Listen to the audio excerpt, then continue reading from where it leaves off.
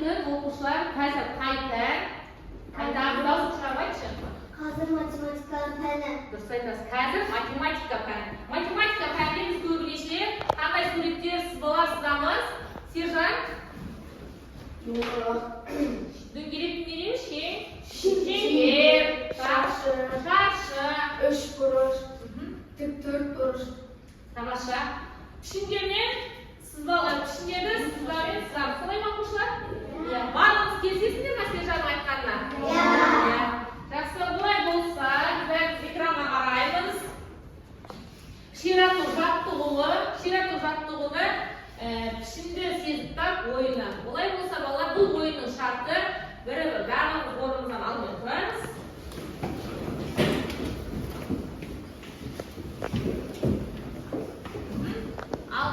O'rnimizdan turamiz. Endi bolalar ko'rishimizning arkasına suret salamiz. Suretni tushuntirdim.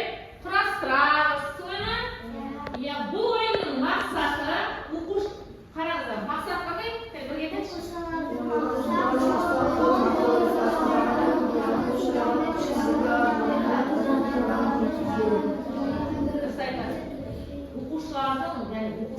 o'quvchilarning saq qo'l motorikasini diametrik tushuntirdi. Ajratu davlarini keltirdi. Uni biz o'zimiz sezu orqali o'qiymiz. Sonra qanday ishni solamiz. Yaxshi, qani bolalar, arqalarimizga suret solamiz. Endi solamiz.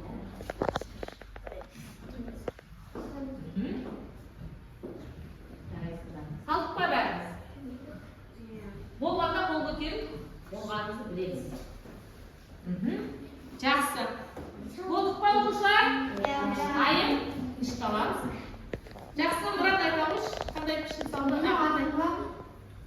To'rtburuch. Aldan. Stadionning pishini soldi. Anday durust aytdimi? Yaxshi. Buni qanday pishni deb yozdirdi? To'rtburuch. Qancha? To'rtburuch. Yaxshi. Qadra?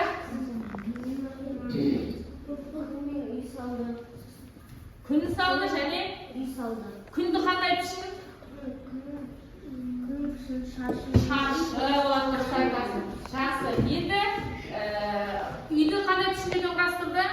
Uyda shashlik. Uchburchda bo'ladi. Tushunaymi? Yaxshi, uchburch, shashlidan qiladi. Shashning necha burchi bo'ladi? 4 burch bo'ladi. Yaxshi. Ayt, ama Muslim seni qanday surat soldi? Meni Uchburch soldi-da. Ayt durust aytdimi? Durust aytdi. Tamosha. Uchburchning necha burchi bo'ladi? 3 burch bo'ladi. Yaxshi. Qani o'rnimizga shayqasamiz.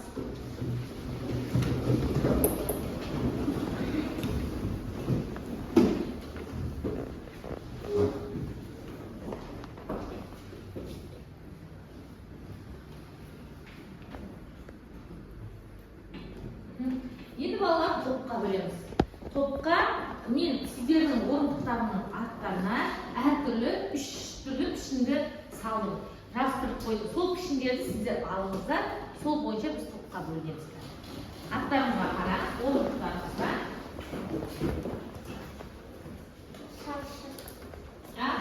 Sharshi, qani?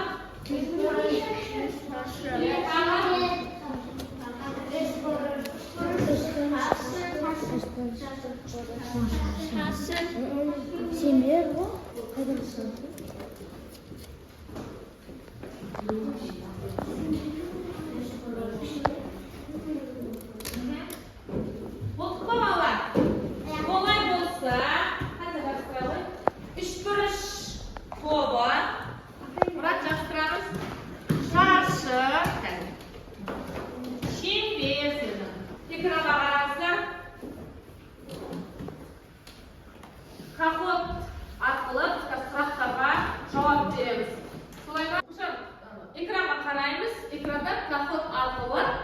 bizga so'roqlar beribdir. Sol so'roqlarga biz javob beramiz. Belsenliklarni qarsamizmi?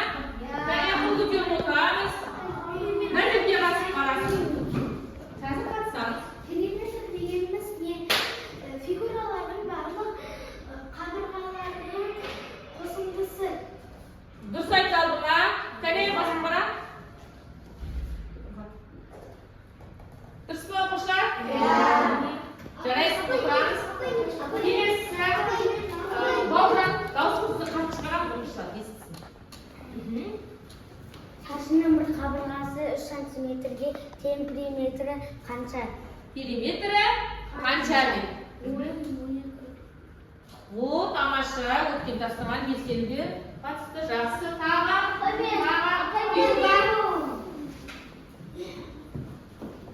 Дауысын шығарып айтшы. Бірдей периметрі бар фигуралық қандай болуы мүмкін?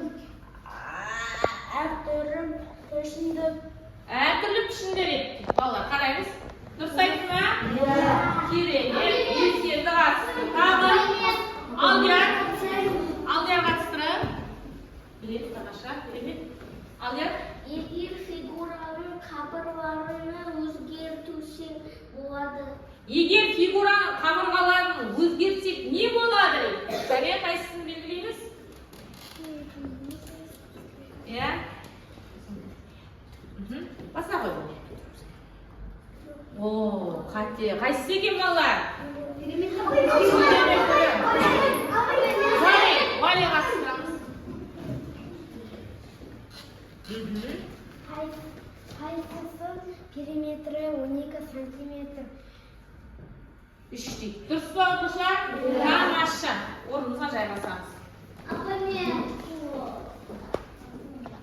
Өткен сабақтағы тапсырмаларға өте белсенді 5 сұрақты тек қана біз біреуіне ғана қате жібердік. Солай ма оқушылар? Қалғандары белсенді жауап берді. Енді олай болса экранын ашайық.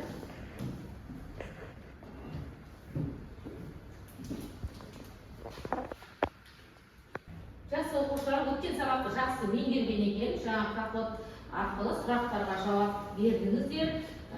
5 түрлі сұрақ қойылды. Тек қана Алдияр ғана қате жауап берді. Қалған оқушылар белсенді танысып қатысып, дұрыс деген дұрыс жауап берді. Солай ма оқушылар?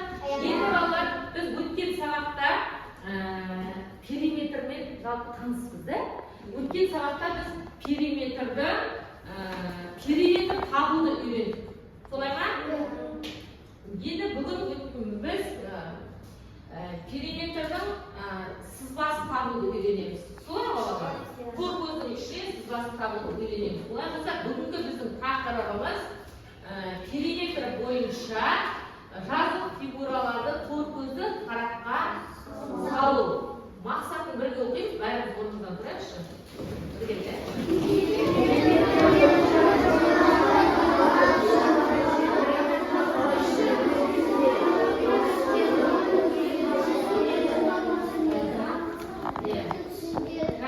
Бала, сонымен біз бүгін бейнелейтін периметр бойынша фигураларды параққа саламыз. Және пішін өзгерсе, периметрдің қалай өзгеретінін түсінеміз. Солай ма оқушылар? Және орнымызға отырамыз. Олай болса, жеткілікті жаңа сабақты түсіндіріп.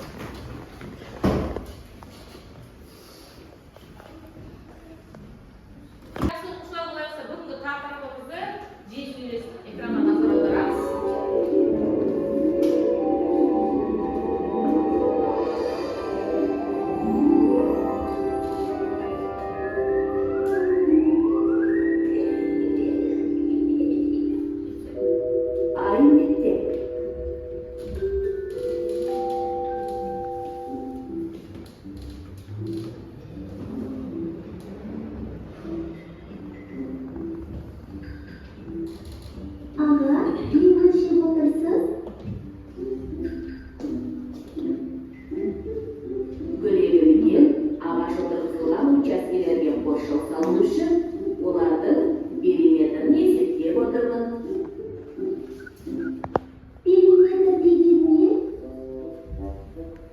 Фигураның периметрі дегеніміз, оның барлық қабырғалардың қосындыларының қосындысы немесе тұйықталған сызық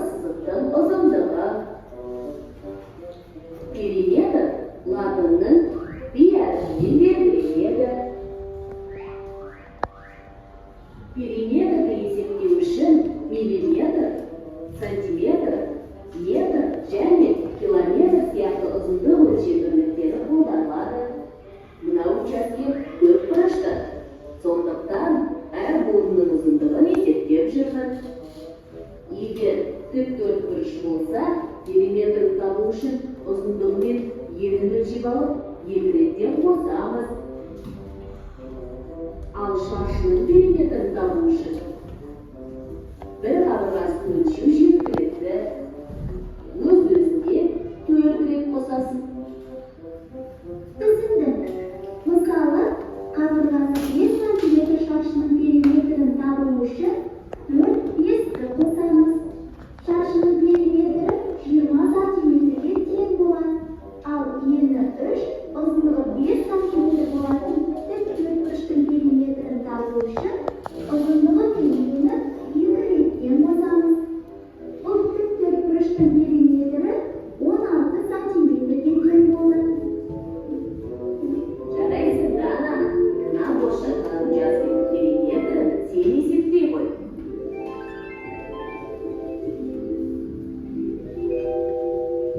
Қайталайық.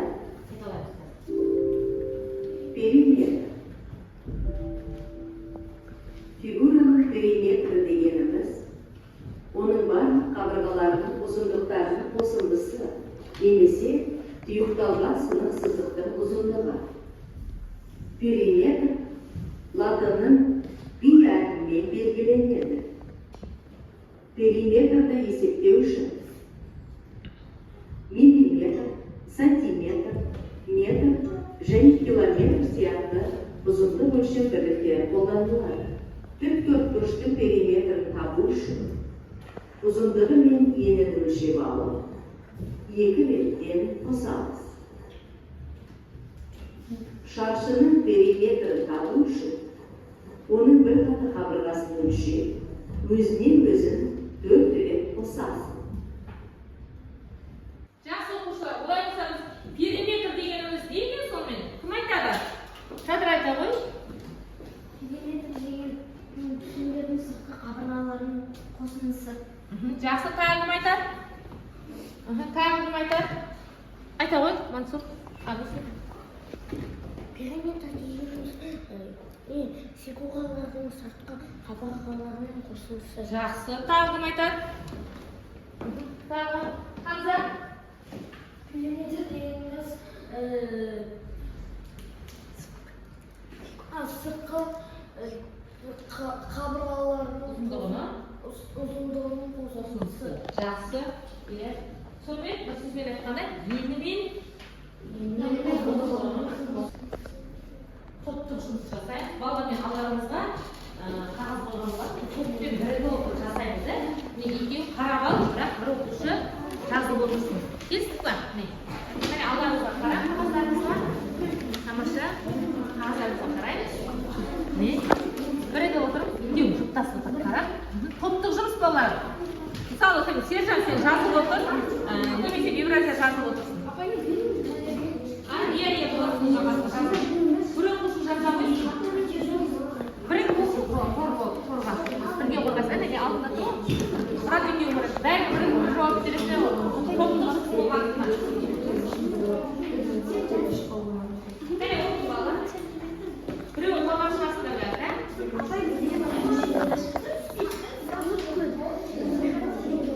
Оларға сұрыштарыңызды алыңыз балалар. Сұрышпа ма?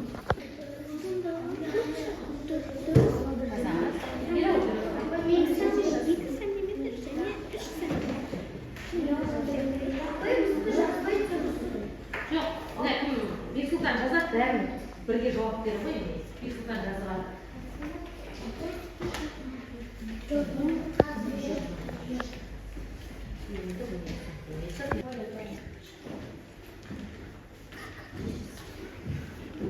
Үлгі есебінде бір көрсетіп берген ғой.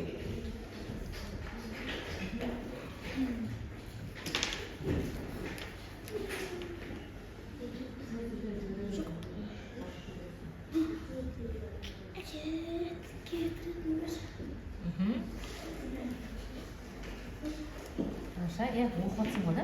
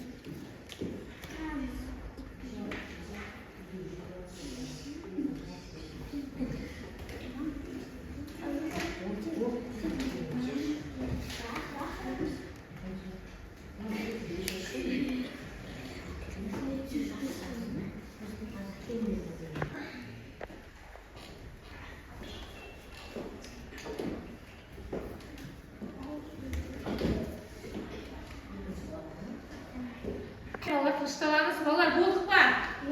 Қайтып болды, қол көтереміз. Жақсы шаршы тобы болды тағы. Шаршы тобы қорғай береміз бе? Қалған топтар болды ма? Вибрация болды ма? Сержан.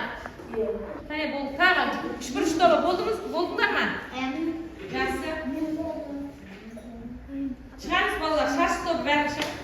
Бірге топ болғасын бірге шығыңдар, қорғайсыңдар. Неше балалар қоясыздар? Әзерге шығамыз. Шық.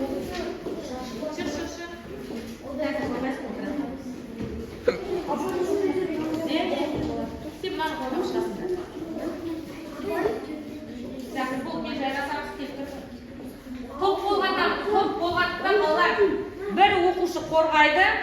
Қалғандарымыз келсеміз бе? Бірігіп орындарына бәрі? Бәрі бірігіп орындарына ма? Жақсы, Мұрат, тобыңнан кім қорғайды? Шаршы тобы. Ал жақсы қорғайды, айта қойыңыз.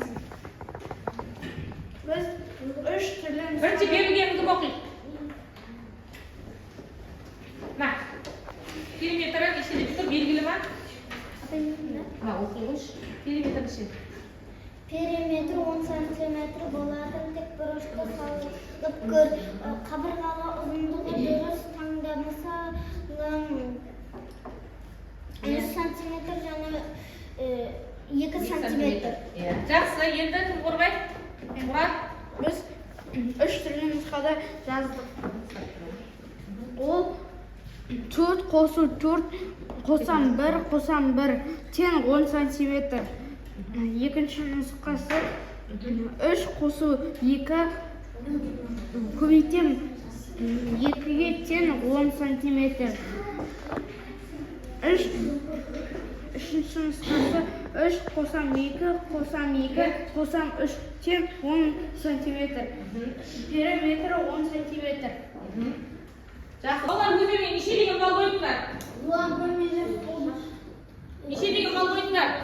Иә, қандай берілгендерін айталым. Фигураның дұрыс толықтырғаны үшін 1 балл, қабырғалардың дұрыс анықтайды 1 балл, периметрін дұрыс есептейді 1 балл. Жақсы. Сонымен неше бал қойдыңдар өздеріне? 3. Жақсы, жайғасамыз отырамыз. Енді екінші қай топ қорғайды? Кел.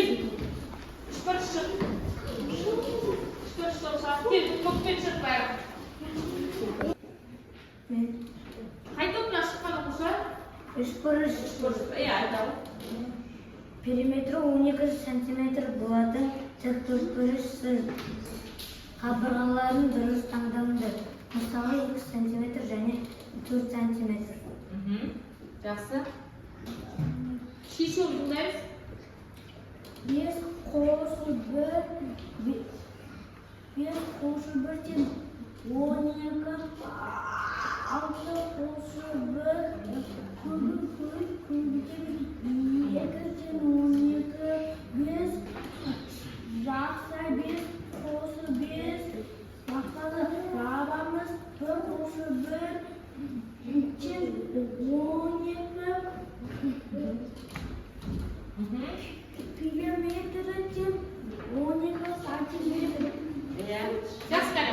qarang. O'rtag'ani qarang o'quvchilar. Mana yerda 5 santimetr deb olgan ekan, mana vaqtdan 1 santimetr edi. Biroq mana yerda siz sal ulkanga olib ketganda, yaxshi 1 santimetr men 5 santimetrni qo'shgan, 6 qilgan, so'ng uni 2 ga ko'paytgan. Sunda 6 men 5 men 1 ga qo'shilsa 6, uni 2 ga ko'paytganda mana shu chiqar. Mana 12 santimetrdir. Sonda mana sizlar Çarşının sırtqı qabırğalarini isteyip sırtqı qabırğalarini qo'shib perimetr necha 12 dedi. Yaxshi. Necha bal o'yindan o'tgan? Ha?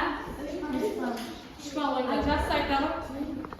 Birinchisi figurani durust to'g'rituru 1 bal, ikkinchisi qabırğalarni durust aniqlaydi 1 bal, uchinchisi perimetr durust yetishmaydi 1 bal.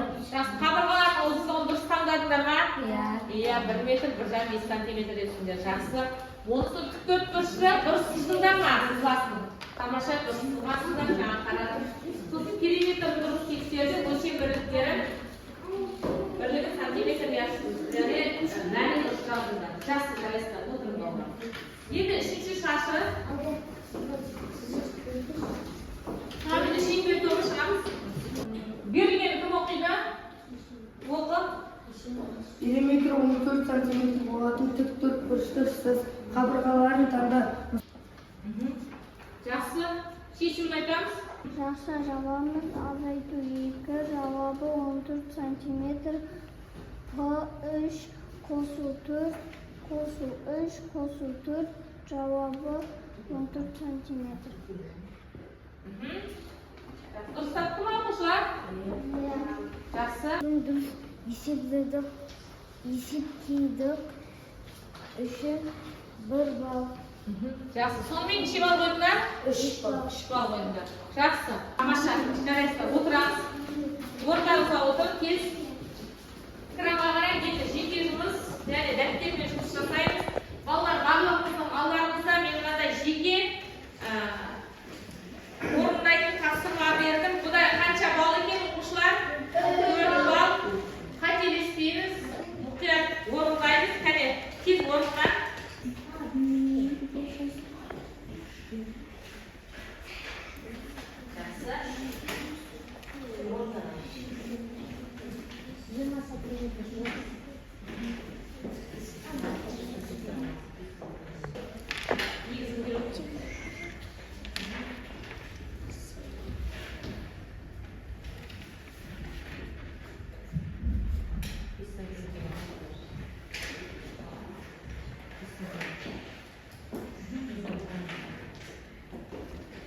Ya, artık patlamalı. Sen oradan da yazalım.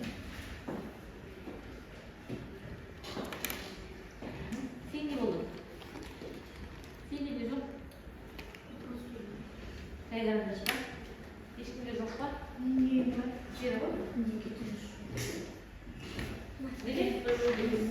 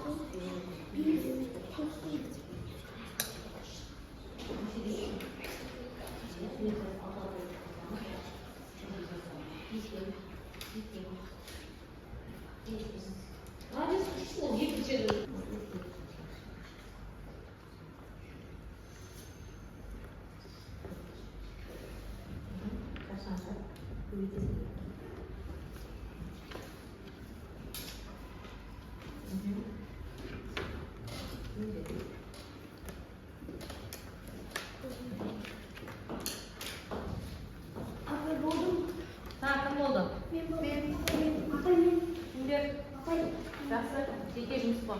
Қорғаймыз. Азамат тұрғын ауырған шығып айта ғой. Жақсы, дайын оқушылар тақтаға шықшы. Қабырғалары 5 сантиметр. Жақшасында 5 қосу 5 жақшы жабылды қосамыз. Жақшы ашылды 5 қосу 5 жақшы жабылды. 10-10-ды қосып алып 5-20 шығады. Жақсы. Қайсы қағазын бара жіберейік? 5-20. Жақсы. Келесі. Периметр 20 сантиметр болатын өз фигураңды ойлап Тарт. 5 сантиметр, 5 сантиметр, 5 сантиметр, 5 сантиметр. Периметрі 5 қосылған, 5 қосылған, 5 қосылған, 5 тең 20. Жақсы. Тағы қалай қосамыз? 5-ге 5-ті қосамыз, неше болады? Жақсы, отыра ғой. Жақсы, жарайды. 10-10-ға 2-ні өтесің, жақсы. Неше болады сонда? Периметрі 20 сантиметр. Жақсы, берілгені белгілі ғой. Шешу ойлайды сразу. Периметр Солай қосайық. 5 қосу 5 қосу 5 қосу 5 тең 20 сантиметр тең болады. Солай шығады. Екінші периметр жақсы асамыз 5 қосу 5 жабамыз көбейтілген 2 тең 10 көбейтілген 2 тең 20 сантиметр. Болды, жақсы, жарайсың. 5 қосу 5 тең 20 жақсы 5 қосу 5 көбейтеміз 2 тең 20 периметр 5 қосу 5 Ұзындығы неше алып тұрсың сонда сен? 5 сантиметр толық айт. 5 сантиметр да? Жақсы. Сонда барлық қабырғалардың ұзындығы неше болды? 20 сантиметр. Жақсы. Отыр. Мен пейтен жақша 7 қосу 3 жақшан жабамыз көбейтем 2 тең 20 сантиметр. Пейтен 20 сантиметр. Жақсы. Оқушылар, енді барлығымыз балаларды қоямыз, қанша бал? Фигураның периметрін барлығы қабырғалы қосындысы дұрыс. Емес. Дұрыс. Периметрін табылады. Балалардың қоямыз. Жасамаңдар ғой, балын қоямыз. Сен. 3. Қайсы сен қарайды? Қойдың ғой да? Соны кетіріппіз да? Қойдың ғой да? Сен қайда?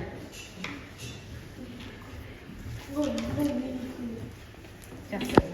Болдық па балалар? Жақсы. Экранға қараймыз. Орнымыздан тұрамыз. Енді сергіту, жаттығу. Бәріміз дос, күшігіміз, үш болып, секіреміз.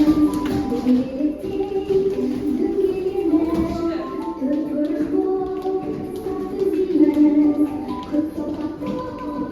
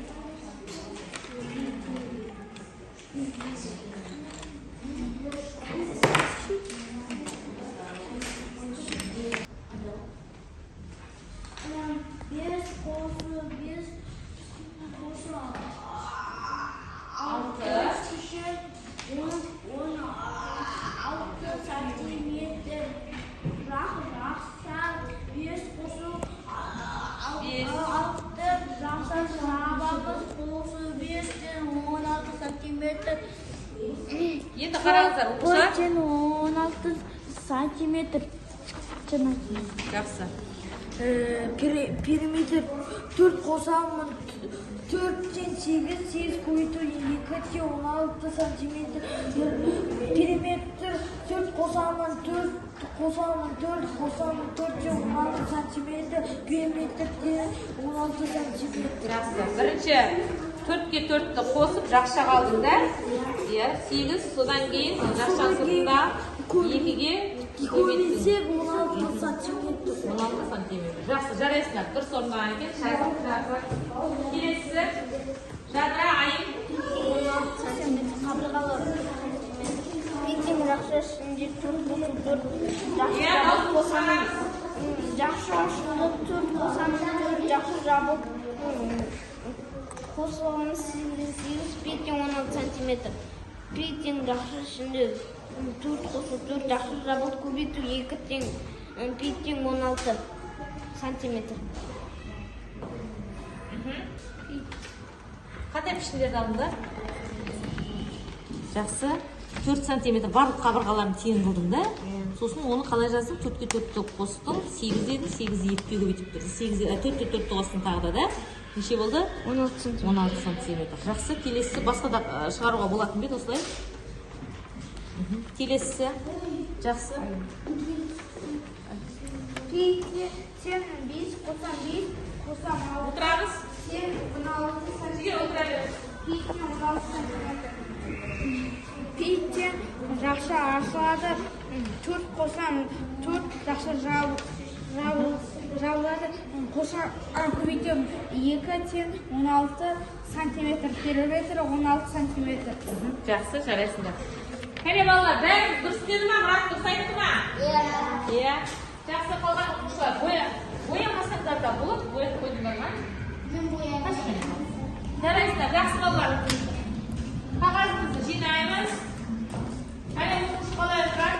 Экранға назар аударамыз.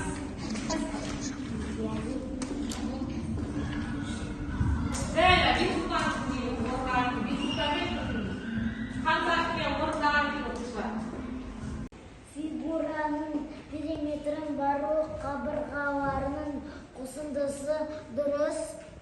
Периметрін тек бір қабырғасымен есептейміз. Дұрыс. Дұрыс па, балалар?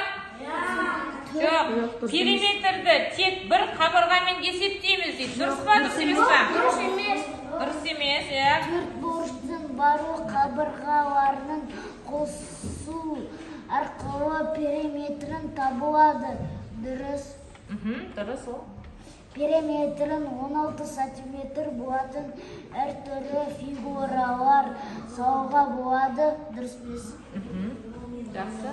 Тағы барлық фигуралардың Барлық фигуралардың периметрін бірдей болса, олардың пішіні де бірдей болады. Дұрыс емес.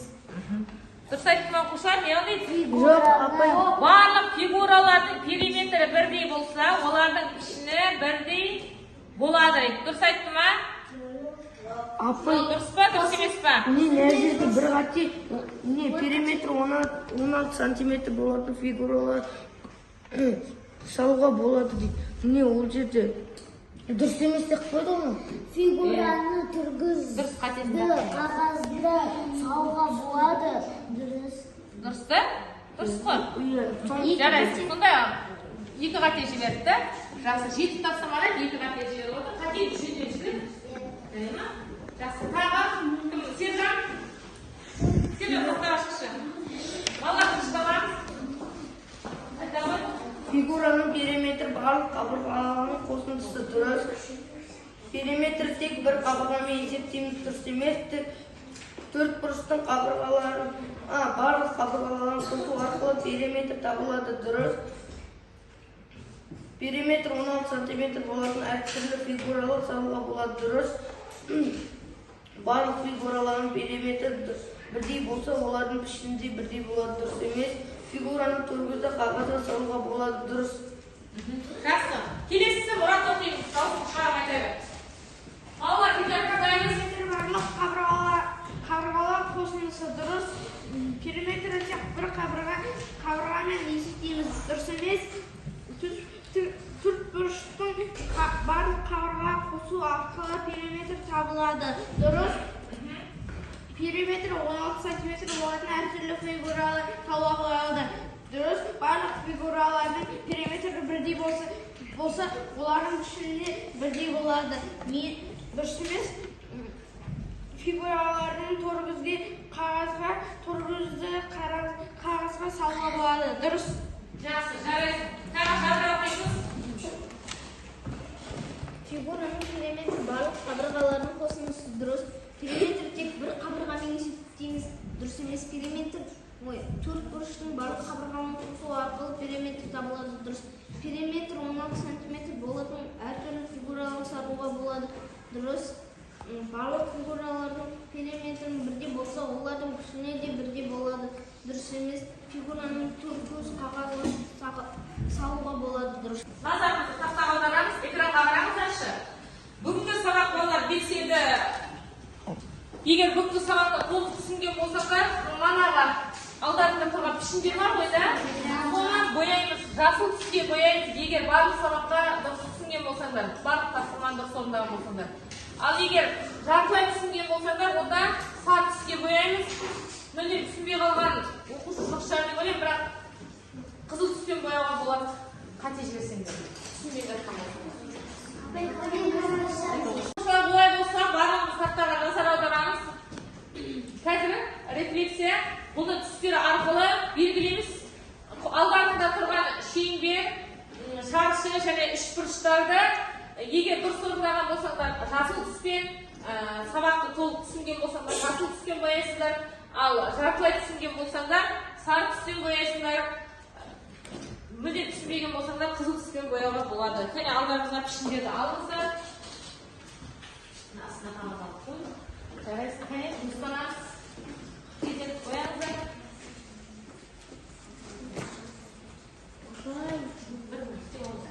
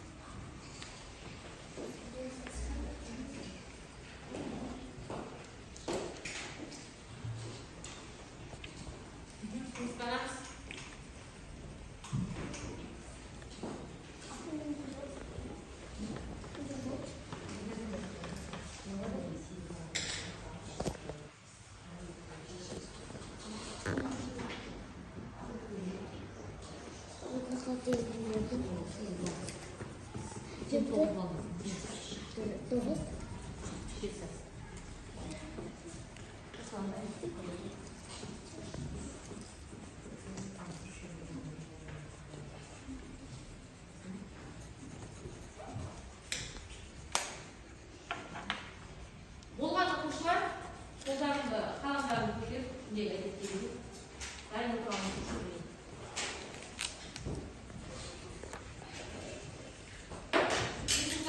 Болған екен, қазір үшбұрыш тобы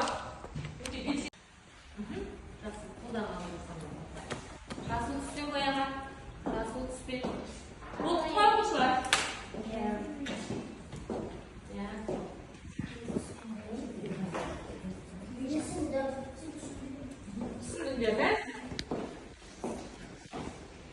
Міне бұл оқушылардың барлығы. Жақсы.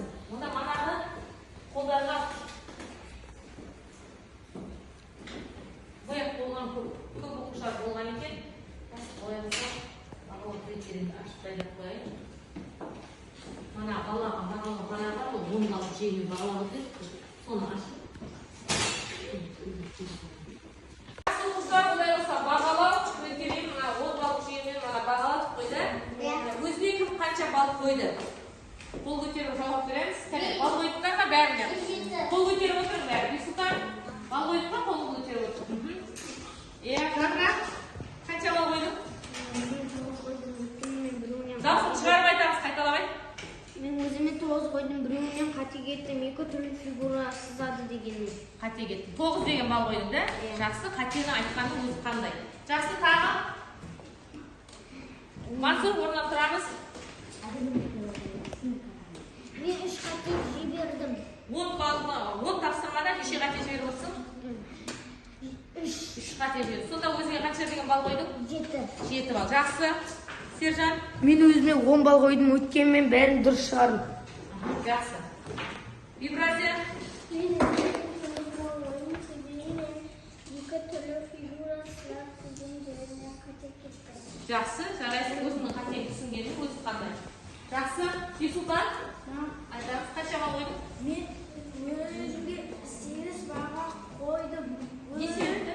Мен өзіме 8 балл қойып, өткенімен 2 қате жібердім. Жарайсың. Жақсы, қателіктің өзі жөндедің ба? Қателікті жұмыс жасалды ма? Иә.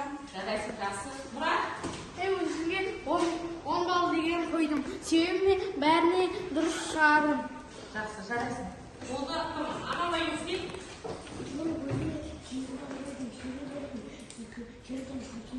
Жақсы. Жақсы. Барлығыз бағаларыңызды алып қойдық па? Иә. Олай болса, үй жұмысы 123-ші бет 8-ші тапсырма. Сау болыңыздар. Апай,